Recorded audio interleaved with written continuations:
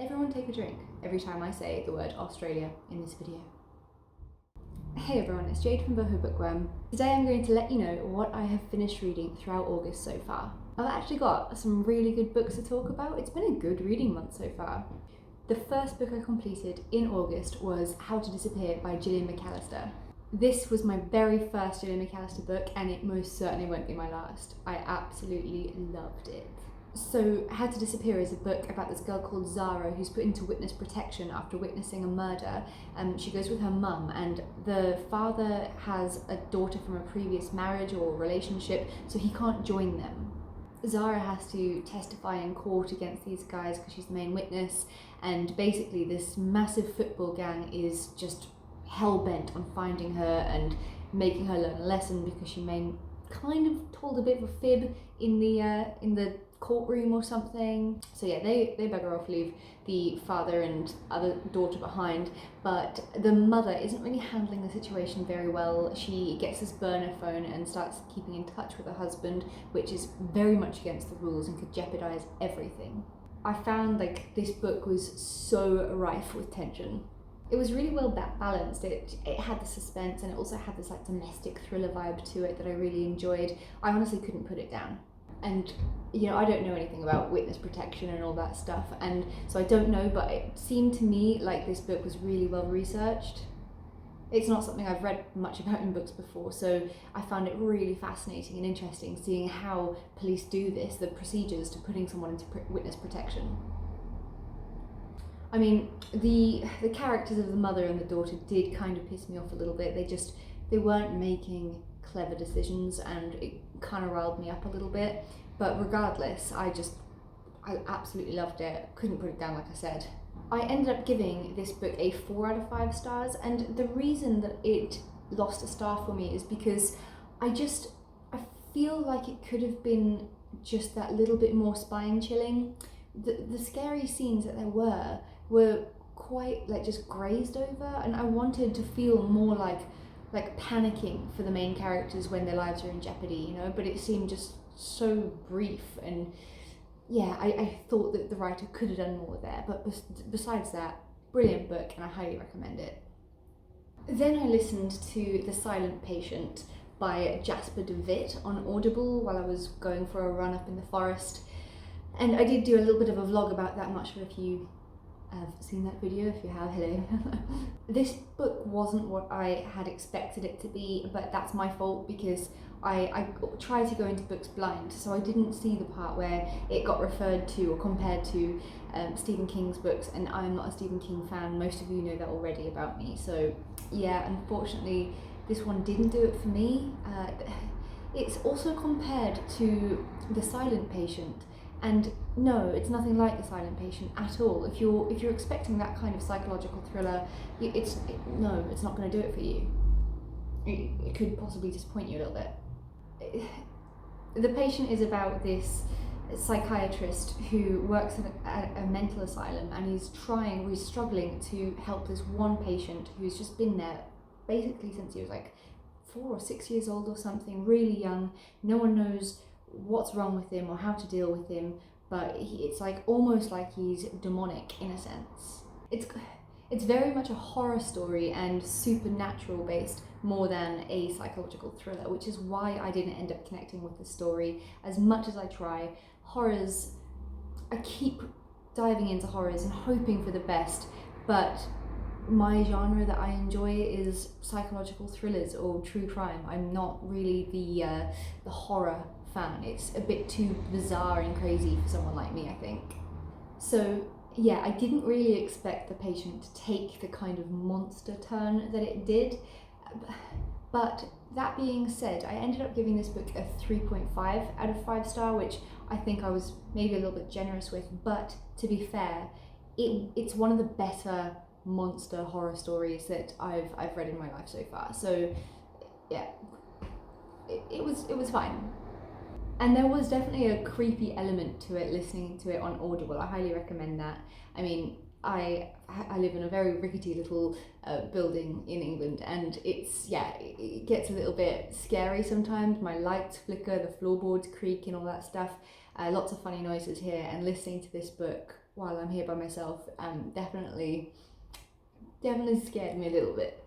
And I also did enjoy the diving into the human psyche, mental health side of it.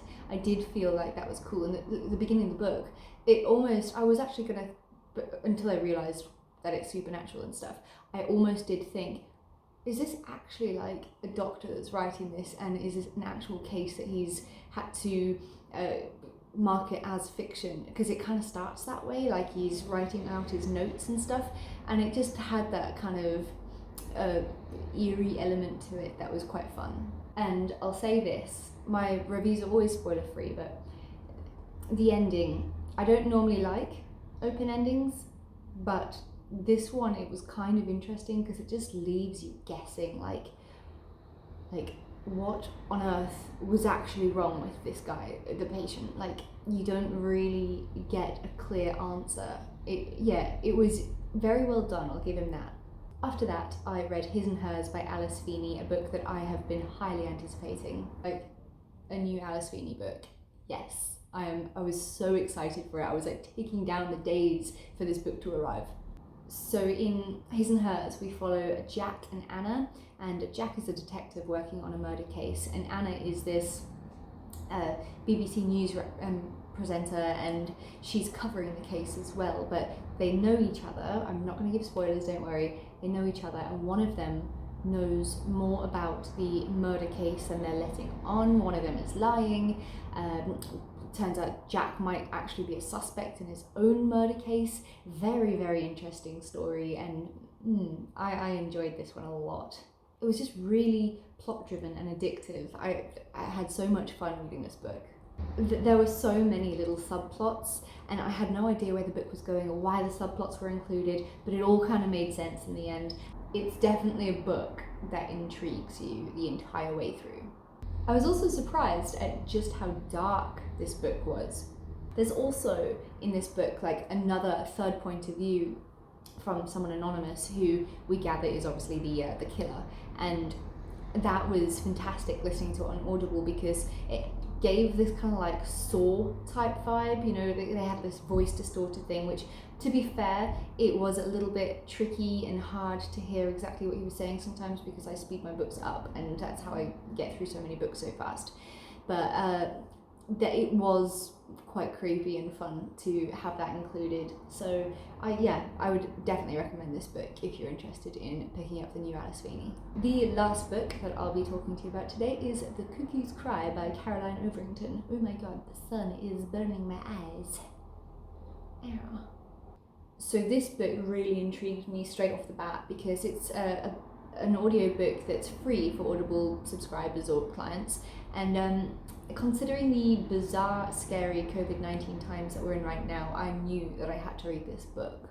I think Overington did a really good job of describing the stresses of the virus and how it spread and what we should be doing, while also weaving it into a fun thriller. And I know it's probably quite a controversial topic to be writing a book about a pandemic like this and to be making a profit from it. You know, I think there'll be a lot of coronavirus books coming out through the woodwork, you know, while people have been locked down and stuff.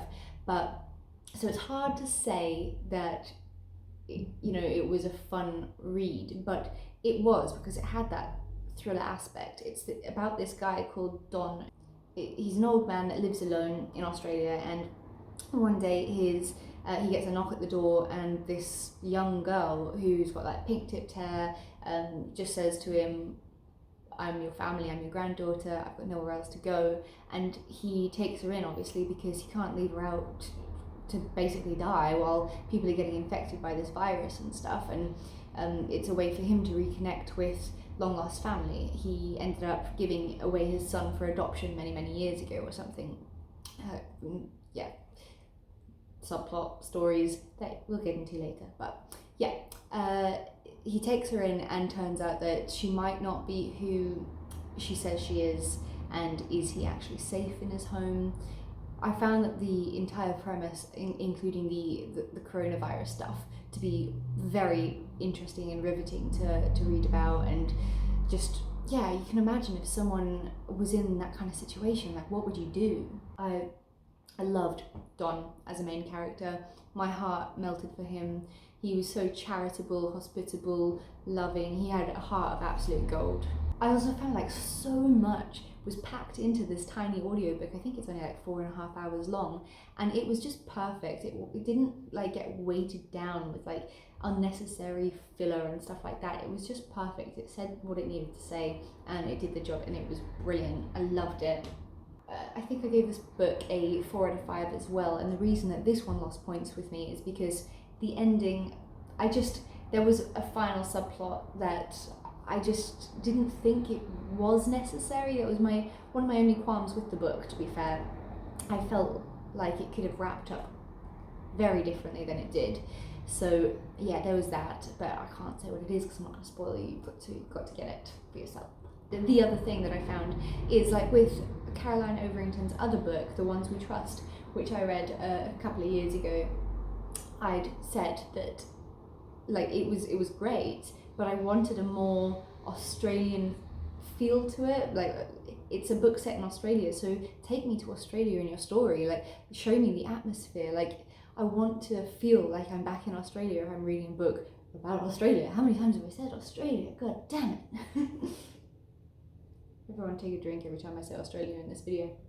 So yeah, I did kind of want more of an Aussie vibe to this book. But overall, very good. I enjoyed it, and I am busy reading The Guest List by Lucy Foley still. Yeah, I'm reading it so slow, but to be fair, I've had hardly any time to just relax with a book in bed. Like this morning, my whole plan was to wake up early, make a coffee and relax in bed and just read my book a little bit, but then I got called in to do the pub shift, so wasn't able to do that. It's a busy life, working 2 jobs now, but I need it. But yeah, you'll get a vlog from me soon, I think. I hope that you can see how much I've been trying to create videos and regular content for you this time around. Like before, I know that I always used to like just film a video and be like, I'm back bitches, and then kind of just fall off the face of the earth again. But I'm really trying to make the effort now because I've got my own place. I'm feeling more confident, and like I want to be filming videos and documenting things, not just for you guys, but it's also like it's quite nice to have them to look back on one day when, you know, I'm old and decrepit and have kids of my own, and I can show them when I used to be young and bubbly and chat about books. Anyway, let me know if you've read any of the books that I spoke about in this video, or if I have tempted you to go and pick one up. I will talk to you guys soon, and I hope you have a lovely week further. Bye.